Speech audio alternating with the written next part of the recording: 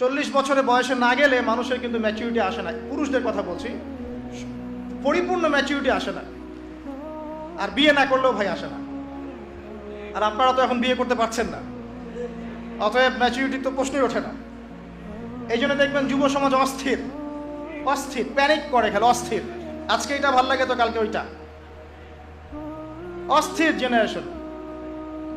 তো স্থির হতে হবে, স্থির হওয়ার জন্য ম্যাচুরিটির দরকার আছে, ইলম এবং প্রজ্ঞা হিকমার দরকার আছে, রেসপন্সিবিলিটির দরকার আছে। যখন আপনি ওই লাইফে যাবেন তখন রেসপন্সিবিলিটি আসবে ইনশাআল্লাহ। তখন আপনি ধৈর্য শিখবেন, সবর শিখবেন, মাথা ঠান্ডা রেখে কাজ করা শিখবেন। আসেন, নবী সাল্লাল্লাহু আলাইহি ওয়াসাল্লাম 40 ইয়ার্সে যখন চলে গেলেন, আল্লাহ পাক তখন তার উপরে ওয়াহি নাজিল করলেন। সুবহানাল্লাহ। ওয়াহিটা কি? অনেকে মনে করে ওয়াহি কি জিনিস। ওয়াহির সংজ্ঞা হচ্ছে, ওয়াহি হচ্ছে আল্লাহ কর্তৃক তার মনোনীত বান্দার কাছে তার বার্তা পাঠানো। এখন আমরা সায়েন্সের মাধ্যমে অনেক কিছু ব্যাখ্যা করি, অমুক গ্রহে প্রাণী আছে, অমুক গ্রহে প্রাণ আছে, ওরা সিগন্যাল পাঠাচ্ছে, আমরা পাঠাচ্ছি, এগুলো মানুষ বিশ্বাস করে। আল্লাহ রাব্বুল আলামিন তার এই বান্দাদের ভালোর জন্য, তাদের সংস্কারের জন্য তার পক্ষ থেকে ওয়াহি পাঠাতে পারেন, বিশ্বাস করি না। এটা তো আনসাইন্টিফিক, এই অবিশ্বাসটাই তো আনসাইন্টিফিক। আপনি বিশ্বাস করছেন অমুক গ্রহ থেকে রেডিয়েশন আসছে, রেজ আসছে, সিগন্যাল দিয়ে আমাদের সাথে যোগাযোগ করার চেষ্টা করছে, বলছেন এটা সাইন্টিফিক। তো আল্লাহ পাক তার বান্দাদের ভালোর জন্য তার মনোনীত বান্দার কাছে তার পক্ষ থেকে মেসেজ পাঠাতে পারে, এটা তো সাইন্টিফিক। এখন যদি আরেকটা প্রশ্ন নিয়ে আসে যে আল্লাহ মানি না, তাহলে আরেকটা ডিবেট হবে আল্লাহর অস্তিত্ব আছে কি নাই, তাই না? তখন আরেকটা ডিবেটের প্রশ্ন আসবে আল্লাহর অস্তিত্ব আছে কি নাই। আল্লাহ পাকের অস্তিত্ব আছে কি নাই এটা বোঝার জন্য নিজের বডির দিকে তাকালেই হয়। যারা মেডিকেল সায়েন্সে পড়াশোনা করছেন আপনারা আরো ভালো বুঝবেন কিভাবে বডি ফাংশন করছে। এটা নিয়ে ভাবতে ভাবতে দেখবেন ডাক্তাররা বেশিরভাগই দেখবেন নামাজি হয়, মাশাআল্লাহ, ইসলামের বেসিক জিনিসগুলো মেনে চলে। ডক্টরদের দেখবেন দাঁড়িয়ে আছে, সুন্নাহ মেনে চলে এবং এগুলোকে সায়েন্স দিয়ে ব্যাখ্যা করে। অনেক ডক্টর আমার পরিচিত আছে এমন। তো আল্লাহ পাকের অস্তিত্ব আছে কি নাই মহাবিশ্বের দিকে তাকান। কোপারনিকাসের সূত্র নিয়ে আপনি পড়ে আছেন, কিন্তু 0.1%ও যদি 1 ডিগ্রিও যদি কোনো গ্রহ একটু ডানে বামে যেত, তাহলে মহাবিশ্ব ধ্বংস হয়ে যেত। এত সূক্ষ্ম গাণিতিকভাবে পুরো মহাবিশ্বকে ফর্ম করে রাখলেন কে? কেউ না। তখন পুরো কেউ না। আপনি বিগ ব্যাংকে বিশ্বাস করছেন যে বিগ ব্যাংয়ের মধ্য দিয়ে সমস্ত মহাবিশ্ব সৃষ্টি হয়েছে, কিন্তু এটা কি অটোমেটিকলি হতে পারে? আমাদের ইমাম আবু হানিফা রাহিমাহুল্লাহ একবার এরকম একটা বাহাসে গিয়েছিলেন। তো বাহাসে এথিস্টরা একদিকে, তিনি আরেক দিকে। তো তিনি নাই, সারাদিন তাকে খুঁজে পাওয়া যাচ্ছে না। শেষে তারা মনে করলো যে তিনি হয়তো ভয় পেয়েছেন। তিনি একদম সন্ধ্যার দিকে আসলেন। তাকে বলা হলো যে সারাদিন আপনি কোথায় ছিলেন, আপনি বাহাসে আসলেন না কেন? তিনি বলেন আসলে আমি নদীর ধারে গিয়েছিলাম, সেখানে কোনো নৌকা ছিল না। তো বসে আছি, অপেক্ষা করছি, হঠাৎ দেখলাম একটা গাছ পড়ে গেল কেটে। কেউ কাটে না, এমনি পড়ে গেল। তারপর হঠাৎ দেখি কাঠটা অটোমেটিকলি একটা কাঠের ফালার আকার ধারণ করছে। হঠাৎ দেখি ফালার আকার থেকে একটা নৌকা হয়ে গেল। হঠাৎ একটা মাঝি চলে আসলো, হঠাৎ একটা পাল উঠলো, এবং তারপরে আমি নৌকায় সাওয়ার হয়ে এখানে বাহাসে আসলাম। তো নাস্তিকরা বললো এটা কি পসিবল? তখন তিনি বলেন বাহাস শেষ, আমি জিতে গেছি। যদি এটা পসিবল না হয়, তুমি কিভাবে মনে করলা যে পুরো মহাবিশ্ব কোনো স্রষ্টা ছাড়াই সৃষ্টি হয়েছে? সিম্পল। আবু হানিফা রাহিমাহুল্লাহর এত গভীর ফিকহের পাণ্ডিত্য ছিল যে অনেক ইমাম বলতেন তিনি যদি চান একটা কাঠকে লোহা প্রমাণ করতে পারবেন। এত সূক্ষ্ম বুদ্ধি, ফিকহের জ্ঞান কিন্তু অনেক গভীর জ্ঞান। যাই হোক, ওইদিকে আমরা যাচ্ছি না। নবী সাল্লাল্লাহু আলাইহি ওয়াসাল্লাম কাছে ওয়াহি আসলো যখন, প্রথম যে ওয়াহিটা আসলো সেটা কি? ইকরা বিসমি রাব্বিকাল্লাযী খালাক, সূরা আলাকের প্রথম 5টা আয়াত। এই তো তিনি তখন কোথায় ছিলেন? গারে হেরায়। সেখানে কি করছিলেন? তিনি নীরবে নিভৃতে আল্লাহকে ডাকছিলেন যে আল্লাহ আমাকে সমাজ এই পরিবর্তন করার জন্য কিছু আপনার পক্ষ থেকে দান করুন। এগুলো দেখতে দেখতে তার মধ্যে একটা বিতৃষ্ণা জেগেছিল। আসুন, এই ওয়াহিটা আল্লাহর পক্ষ থেকে এলো, এটা হচ্ছে সমাজ পরিবর্তনের একটা মূল হাতিয়ার, একটা অভ্রান্ত সত্যের উৎস। এখানে জাররা পরিমাণ ভুল নাই, জাররা পরিমাণ কোনো রকমের ত্রুটি বিচ্যুতি নাই। ওয়াহির ডেফিনেশন কি শিখলেন? আল্লাহর পক্ষ থেকে আসা এমন একটা বিধান যেটা আল্লাহ পাক তার মনোনীত কোনো বান্দার উপর নাজিল করেন, যার মধ্যে কোনো ভুল থাকতে পারে না, যার মধ্যে কোনো ত্রুটি থাকবে না, যেটা মেনে নিলে মানুষ মুসলিম হয়, না মানলে মানুষ কাফের হয়, আর এর সাথে ইন্টারনালি গাদ্দারি করলে সে মুনাফিক হয়। সিম্পল। আর যদি এটা মেনে নিয়ে কেউ আমল করতে গিয়ে ভুল করে, তখন হয়তো জালেম হবে, ফাসেক হবে ইত্যাদি, কিন্তু তার তওবার দরজা সাল্লামের ঘাম দিয়ে সুগন্ধ বের হতো, থুতু ফেলছেন, এটা দিয়ে সুগন্ধ বের হচ্ছে। তারপরে বুক শক্ত, হাড়গুলো প্রচন্ড শক্ত, পা মাংসল, হাঁটতেন মনে হতো যে উপর থেকে একটু নিচে হাঁটছেন, ঝুঁকে ঝুঁকে হাঁটছেন, এমন মনে হতো। যখন কারো দিকে তাকাতেন পূর্ণ মনোযোগ দিয়ে তাকাতেন, যেখানে বসতেন আত্মবিশ্বাসের সাথে বসতেন, যখন কথা বলতেন খুব বেশি বলতেন না, আবার খুব কম বলতেন না, মাঝামাঝি কথা বলতেন, যেন মনে হতো মুক্তা ঝরছে কথা দিয়ে। একটা বইয়ের নাম বলছি আমি, শামাইল তিরমিজি। ইমাম তিরমিজি রাহিমাহুল্লাহ বলেছেন, যার ঘরে এই বইটা আছে তার ঘরে যেন স্বয়ং নবীজিই আছেন সাল্লাল্লাহু আলাইহি ওয়াসাল্লাম। এখানে সমস্ত বিষয়ে লেখা আছে সুন্দর করে হাদিস দিয়ে, তার পুরো অবয়ব গঠন। আর চরিত্র তো বলার অপেক্ষা রাখে না। আমরা ইউসুফ আলাইহিস সালামের কথা জানি, তাই না? ইউসুফ আলাইহিস সালামের চেহারা সৌন্দর্য দেখে মেয়েরা হাত কেটে ফেলেছে নিজের অজান্তে, তাই না? আর আমাদের নবীজি মুহাম্মদ সাল্লাল্লাহু আলাইহি ওয়াসাল্লামের চেহারার সৌন্দর্য আর চরিত্রের সৌন্দর্য দেখে সাহাবীরা বদর উহুদ খন্দকে শহীদ হয়ে গেছে, গর্দান নামিয়ে দিয়েছে। আসুন, এই মানুষটা এখন দাওয়াতি কাজ করছেন, সবাই বলছে কাযিব, কাযযাব, ফারিকুল জামা, মাজনুন ইত্যাদি ইত্যাদি।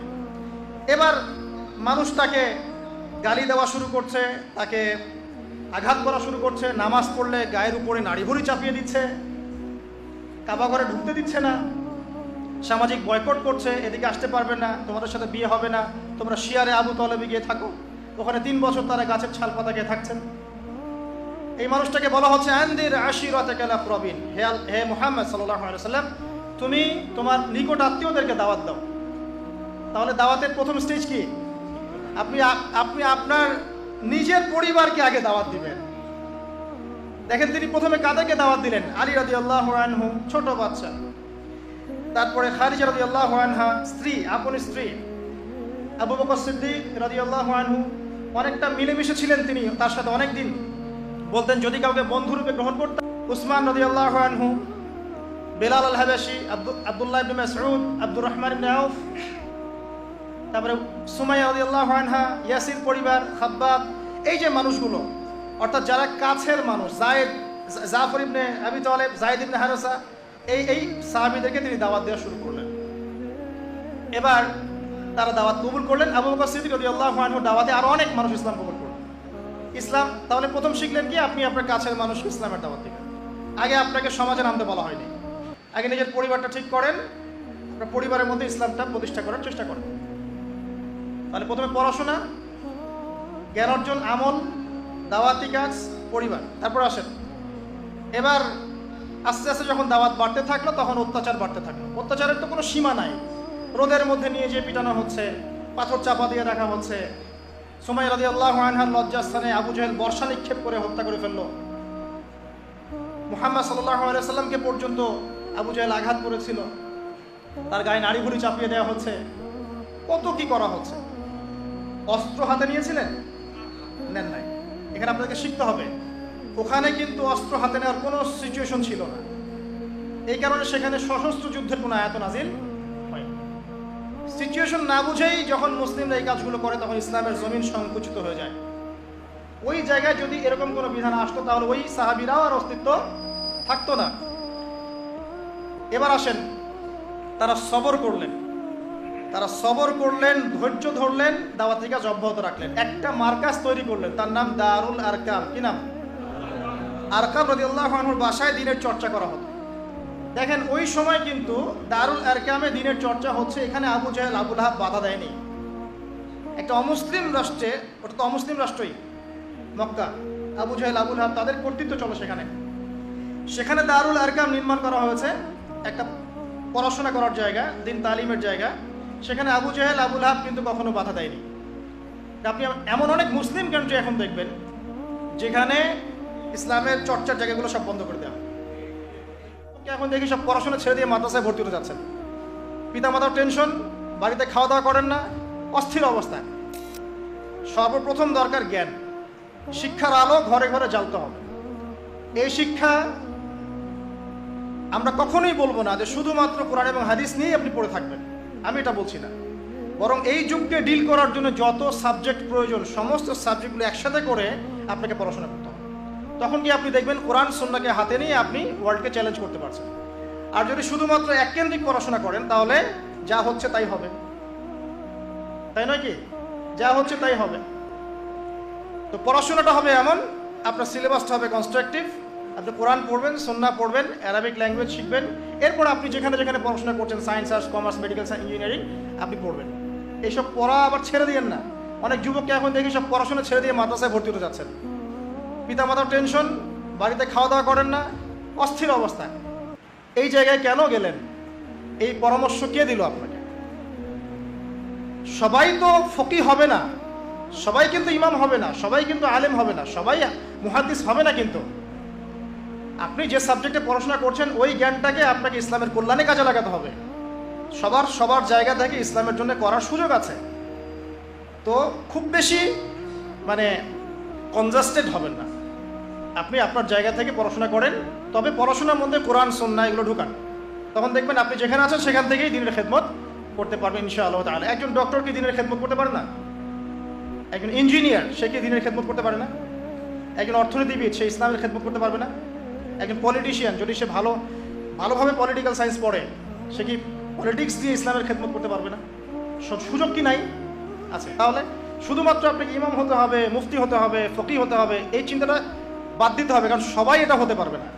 এটা নির্দিষ্ট কিছু মানুষ হবে, ঠিক আছে? আর বাকিরা তাদেরকে ফলো করবে, সিম্পল। নবী সাল্লাল্লাহু আলাইহি ওয়াসাল্লামের কাছে প্রথম যে ওয়াহি এর মধ্যে আমাদের মেসেজ আছে সেটা হলো পড়াশোনা, ইলম অর্জন করতে হবে, এটা প্রথম কাজ। দ্বিতীয়ত নবী সাল্লাল্লাহু আলাইহি ওয়াসাল্লাম এই ওয়াহি পাওয়ার পরে একটু বিচলিত হয়ে গিয়েছিলেন। এটা হচ্ছে ওয়াহির একটা ভার, ওয়াহির একটা ওয়েট আছে। কাঁপছিলেন। খাদিজা রাদিয়াল্লাহু আনহাকে বলছেন যে আমাকে কম্বল দিয়ে আবৃত করো, সহিহ বুখারীর মধ্যে হাদিসটা আছে। আমি আমার নিজের নফসের উপর ভয় পাচ্ছি, আমি নিজের নফসকে নিয়ে ভয় পাচ্ছি। খশিতু আলা নাফসি। খাদিজা রাদিয়াল্লাহু আনহা বলছেন আপনি ভয় পাবেন না, কারণ আপনি এতিমের খোঁজ খবর নেন, আপনি বিধবার পাশে দাঁড়ান, আপনি মানুষের কল্যাণ করেন, আপনাকে আল্লাহ পাক লাঞ্ছিত করবেন না ইনশাআল্লাহ, আপনার কোনো ভয় নাই। ঘরে এমন একজন স্ত্রী থাকলে আপনি ইনশাআল্লাহ অনেক বুস্ট আপ হবেন দিনের পথে কাজ করার জন্য। তাই বিয়ে করার সময় অবশ্যই দিনদার মেয়ে দেখে বিয়ে করবেন। জলে এবং স্থলে যত বিপর্যয় ছড়িয়ে পড়েছে এগুলো মানুষের হাতের কামাই। এগুলো কি মানুষের? আল্লাহ পাক বলছেন জলে এবং স্থলে যত বিপর্যয় ছড়িয়ে পড়েছে এগুলো মানুষের হাতের কামাই। পরিবেশকে দূষিত করেছে কারা? জিনজাতি না বাঘ ভাল্লুক? বলেন। ওই যে মেরু অঞ্চলের বরফ যে গলে যাচ্ছে এবং এই যে সমুদ্রের উচ্চতা বাড়ছে, আস্তে আস্তে বলা হচ্ছে বাংলাদেশের মতো নিম্ন যে দেশগুলো আছে এটার বড় অংশ ডুবেও যেতে পারে, আল্লাহ না করুক। এটার জন্য কে দায়ী? এই যে কার্বন মনোঅক্সাইড গ্যাসের মাত্রা যে বাড়ছে বায়ুমণ্ডলে, কে দায়ী? মিলস অ্যান্ড ফ্যাক্টরিজ যেগুলো দিয়ে যে আমরা বাতাসের উষ্ণতা বাড়িয়েছে, কে দায়ী এগুলোর জন্য? গরু ছাগল। সুদভিত্তিক অর্থনীতি, এটার জন্য কে দায়ী? যার কারণে গরিবরা গরিব হচ্ছে, ধনীরা ধনী হচ্ছে, কে দায়ী? জিনজাতি। পরিবারে যে ফাসাদগুলো, যে পরকিয়া, আপনার বেশি বেশি জেনা, ব্যভিচার, যুব সমাজের সমস্যা, যে মাদক, এই যে টিকটক, এই যে পাবজি, এই যে আপনার ছিনতাই, কিশোর গ্যাং, এগুলোর জন্য কারা দায়ী? জিনজাতি না গরু ছাগল? একটা একটা করে বলে শেষ করতে পারবো না, আমার সময় খুব কম। বলছি যত সমস্যা দেখবেন, পারিবারিক বলেন, সোশ্যাল বলেন, যুবকদের সমস্যা বলেন, ভৌগোলিক সমস্যা বলেন, ভূরাজনৈতিক প্রেক্ষাপট বলেন, বিশ্ব দাঁড়িয়ে আছে একটা পারমাণবিক যুদ্ধের সামনে, প্রতিটা প্রবলেমসের পিছনে কিন্তু মানুষ কাজ করছে। কারা কাজ করছে? এটা আল্লাহ বলছেন যহরাল ফাসাদ ফিল বাররি ওয়াল বাহরি বিমা কাসাবাত আইদিন নাস। এটা দুনিয়ার ক্ষতি। আর পরকালের ক্ষতি কি? মানুষ নিশ্চিন্তে নাক ডেকে ঘুমাচ্ছে, কিন্তু মানুষের সামনে অপেক্ষা করছে মালাকুল মাউত, মৃত্যুর ফেরেশতা। ভাই আমরা সবাই মারা যাব, এই কথাটা কি আপনারা বিশ্বাস করেন? এই কথা যে বিশ্বাস করে যে পৃথিবীতে সে চিরস্থায়ী নয়, চিরদিন থাকতে আসে নাই, সে কি পৃথিবীতে উদ্ধত আচরণ করতে পারে? পাপ করলেও তো সে তওবা করে ফিরে আসবে, তাই নয় কি? এখন মানুষের চলাফেরা দেখলে কি মনে হয় যে মানুষ মারা যাবে কখনো? আমাদের সবার সামনে মৌত অপেক্ষা করছে। এই যে আমরা এখানে যারা বসে আছি, আজকে থেকে হয়তো 50 বছর পর কেউ থাকবো না। হতে পারে না? হতে পারে না? 50 বছর অনেক বেশি বলেছি আমি, দেখেন না সামনে কি হয়। 100 বছর পর এখন পৃথিবীতে যারা বেঁচে আছে, এখন 100 বছর পর এর কেউ বেঁচে থাকবে না। প্রত্যেক 100 বছরে জেনারেশন চেঞ্জ হয়ে যায়, জানেন তো? মানুষের চলাফেরা দেখলে মনে হয় মানুষ এখন মৃত্যুবরণ করবে না। মৌতের কোনো ফিকির নাই মানুষের। আল্লাহর সামনে দাঁড়াতে হবে, জবাব দিতে হবে, এই চিন্তা মানুষের মধ্যে নাই। সারাদিন দুনিয়া নিয়ে মানুষ ব্যস্ত হয়ে আছে। আল্লাহ পাক হেফাজত করুন আমাদেরকে। তো পরকালের ক্ষতি দেখেন, মানুষের সামনে অপেক্ষা করছে মৌত, মানুষের সামনে অপেক্ষা করছে কবর। কবর যেখানে কেউ যাবে না, আপনি আমি কেউ না, মানে কেউ কারো কবরে যাব না, কেউ কারো কবরে না। চিন্তা করতে পারেন যে আমাদেরকে একা একা কবরে যেতে হবে, সেখানে 2 জন ফেরেশতার সম্মুখীন হয়ে সওয়াল জবাব দিতে হবে, কেউ পার পাবে না। একজন সাহাবীর নাম ছিল সাদ বিন মুয়াজ রাদিয়াল্লাহু আনহু, নাম শুনেছেন? কোন যুদ্ধে শহীদ হয়েছেন কে বলতে পারবেন? 500 টাকা পুরস্কার দিব, বলেন। তুমি আমাকে 500 দিবা, ভুল করেছো উত্তর। উল্টা তুমি দিবা আমাকে 500। খন্দকের যুদ্ধ, কোন যুদ্ধ? খন্দকের যুদ্ধ। এই যুদ্ধে তিনি শহীদ হয়েছেন। হাতের মধ্যে একটা তীর এসে লেগেছিল, এখান থেকে রক্তটা ছিঁড়ে গিয়েছিল। রক্ত পড়তে পড়তে পড়তে এভাবে তার ইন্তেকাল হয়ে যায়। এবং নবী সাল্লাল্লাহু আলাইহি ওয়াসাল্লামের অত্যন্ত প্রিয়ভাজন সাহাবী ছিলেন সাদ বিন মুয়াজ রাদিয়াল্লাহু আনহু, আনসারী সাহাবী। তিনি যখন মারা গেছেন, শহীদ হয়েছেন, নবী সাল্লাল্লাহু আলাইহি ওয়াসাল্লাম বলছেন আল্লাহ পাকের আরশ কেঁপে উঠেছিল। তার মৃত্যুতে আল্লাহর আরশ কেঁপে উঠেছিল, সুবহানাল্লাহ। এবং 70,000 ফেরেশতা তার জানাজার নামাজে শরীক হয়েছিল। নিঃসন্দেহে তিনি জান্নাতি, তাই নয় কি? এই সাহাবীর কবরেও কবর তাকে চাপা দিয়েছিল। আপনি কি বুঝতে পারছেন ভাই? আমার ভাষা নাই, আমি কিভাবে বোঝাবো আর কি। এই সাহাবীর কবরেও কবর স্বাভাবিক একটা চাপা সবাইকে দিবে, এটা দিয়েছিল। অতএব মানুষের সামনে অপেক্ষা করছে মৌত এবং কবর, তারপরে সওয়াল জবাব। হয় কবর হবে জাহান্নাম, না হলে জান্নাত। এরপরে উঠতে হবে কিয়ামতের মাঠে। এই যে মিজান, পুলসিরাত, আমল নামা ছুড়ে দেওয়া হবে, পুলসিরাত পার হতে হবে, জান্নাত জাহান্নাম, এই যে ফয়সালাগুলো কাদের জন্য অপেক্ষা করছে বলেন তো? আল্লাহ পাক বলছেন নিশ্চয়ই মানুষ ক্ষতির মধ্যে আছে। কারা তাহলে ক্ষতির মধ্যে আছে? আমরা ছাড়া?